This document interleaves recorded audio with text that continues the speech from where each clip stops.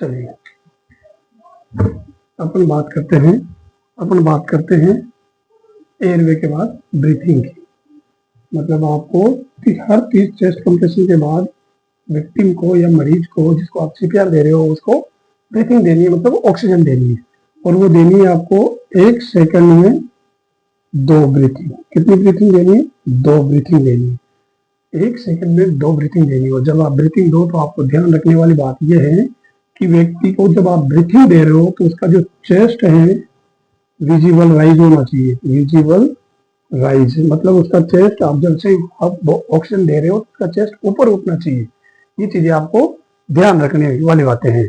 उसके बाद आता है कितने मेथड्स होते हैं जिनके द्वारा आप ब्रीथिंग दे सकते हो। तो पहला होता है माउथ टू माउथ, मतलब व्यक्ति में आप माउथ टू माउथ ब्रीथिंग दे सकते हो। और जब माउथ टू माउथ दे रहे हो तब आपको उसका नोज पिंच करना है, नहीं तो आप माउथ से ऑक्सीजन दोगे और वो नाक से बाहर निकल जाएगी।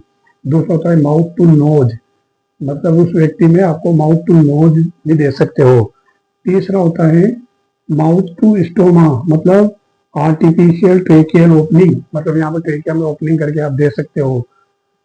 तो ये क्या है, ट्रेंड जो मेडिकल पर्सन होता है वही कर सकता है। जैसे आपने विजय थेलापति की मूवी देखी होगी, उस मूवी में क्या होता है कि विजय थेलापति जैसे ही एक एयरपोर्ट पे जा रहे होते हैं तो वहां पर क्या होता है कि कुछ जो सुरक्षा कर्मी होते हैं उन्हें पकड़ लेते हैं, क्योंकि जो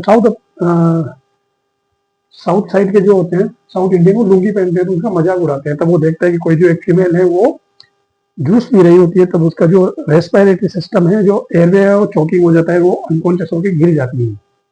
तब वो देखता है, दौड़ता हुआ आता है।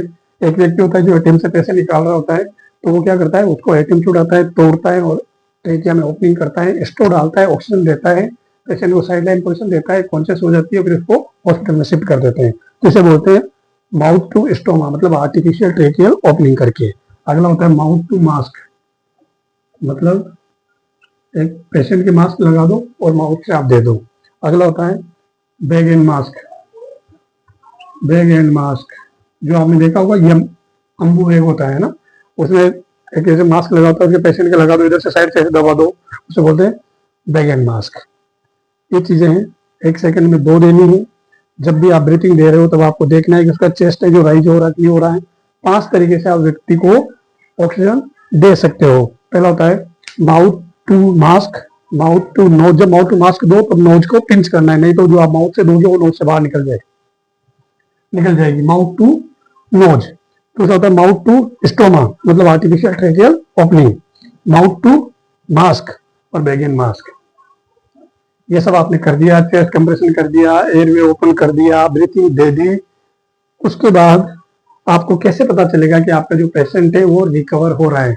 यदि आपको निम्न साइन किसी व्यक्ति जिसको आप सीपीआर दे रहे हो उसमें दिखाई दे, निम्न साइन आपको किसी व्यक्ति में दिखाई दे, तो उससे आप समझ सकते हो कि जो मेरा जो सीपीआर देने वाला व्यक्ति है, जिसको मैं सीपीआर दे रहा हूँ, वो रिकवर कर रहा है या इंप्रूव हो रहा है। सबसे पहले दिखेगा, कौन सा साइन दिखेगा? Recovery sign.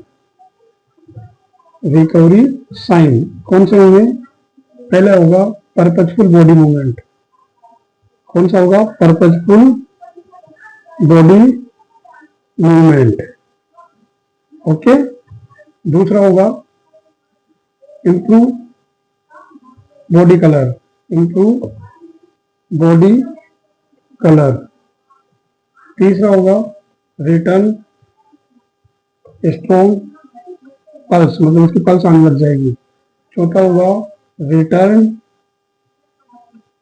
सिस्टेमिक बीपी, मतलब उस व्यक्ति में बीपी आने लग जाएगा। यदि आपको जिस व्यक्ति में आप सीपीआर दे रहे हो उस व्यक्ति में आपको ये 4 दिखाई दे, तो उससे आप समझ सकते हो कि उस व्यक्ति जिसको आप सीपीआर दे रहे हो उसमें इंप्रूव हुआ है। मतलब पर्पजफुल बॉडी मूवमेंट, बॉडी का कलर जो साइनोसिस था पहले वो इंप्रूव होने लग जाए, पिंक होने लग जाए, रिटर्न उसकी पल्स जो नहीं आ रही थी वो आने लग जाए, बीपी नहीं आ रहा था वो आने लग जाए।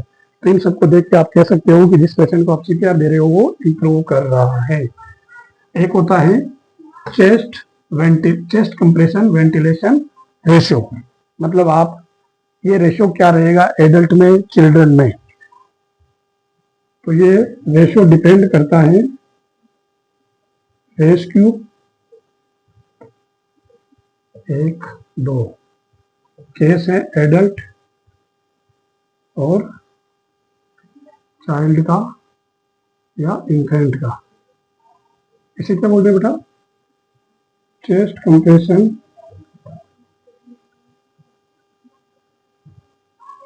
वेंटिलेशन रेशियो बोलते हैं, चेस्ट कंप्रेशन वेंटिलेशन रेशियो। मतलब अब मैं बात कर रहा हूँ पहले एडल्ट केस की। तो आपको एक चीज ध्यान रखनी है कि चाहे एडल्ट वाले मतलब जिसको सीपीआर दे रहे हो वो क्या एडल्ट है, तो आपको ध्यान रखना है कि चाहे एडल्ट वाले में 1 रेस्क्यू हो 2 रेस्क्यू हो, उससे फर्क नहीं पड़ता है। जो रेशियो होगा वो होगा 30:2। मतलब 30 बार चेस्ट कंप्रेशन करने हैं और 2 बार ब्रीथिंग देनी है। ओके, अगर 1 रेस्क्यू है तो इन्फेंट और चाइल्ड में भी ये जो रेशियो होगा ये होगा 30:2। और अगर 2 रेशियो हो जाते हैं किस केस में? चाइल्ड और इन्फेंट में, तो ये हो जाता है 15:2।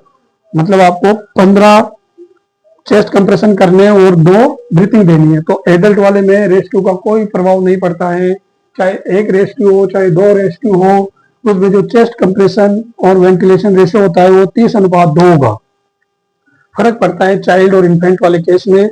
अगर चाइल्ड में रेस्क्यू और इन्फेंट में रेस्क्यू 1 है तब वहां भी 30:2 रहेगा, मतलब 30 बार चेस्ट कंप्रेशन करना है, 2 ब्रीथिंग देनी है। पर जब चाइल्ड और इन्फेंट में 2 रेस्क्यू हो जाते हैं, मतलब सीपीआर देने वाले 2 हो जाते हैं, तो वो रेशियो हो जाता है घटकर 15:2। मतलब 15 चेस्ट कंप्रेशन और 2 वेंटिलेशन।